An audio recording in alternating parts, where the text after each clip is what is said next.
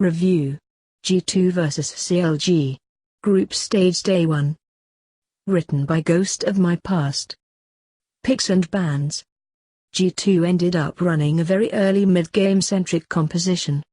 They picked Jace, Syndra and Elise for early dominance. Jhin and Braum were also picked to consolidate the mid-game.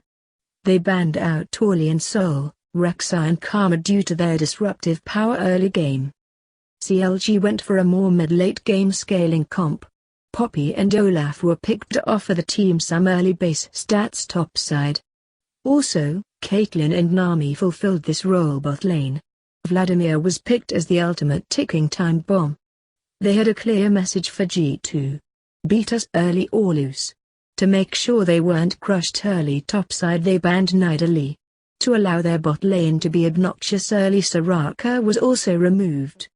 Their final ban was Sivir, the ultimate mid-game ADC. It was also important to remove her due to Caitlyn and Nami. Level 1 and early game. After a successful gank by Elise topside resulting in first blood for G2, it was all downhill from there.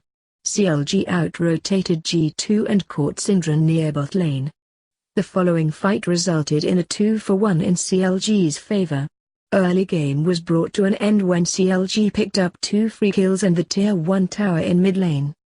They then snowballed the game further by taking Dragon. Mid-game.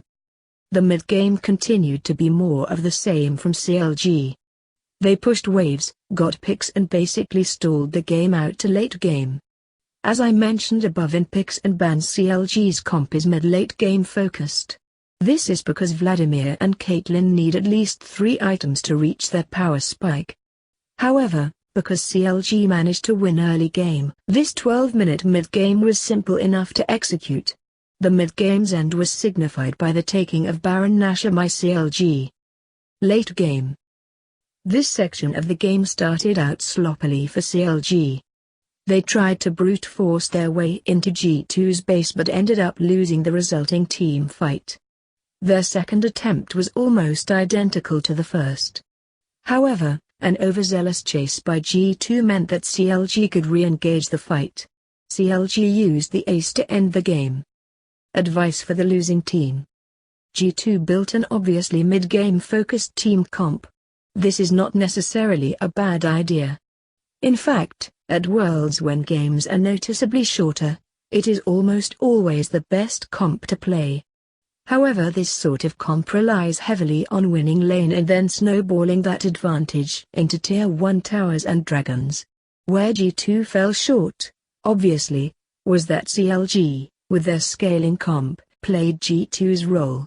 After a somewhat lazy first blood against them top lane, CLG bounced straight back with a well-executed fight bot side.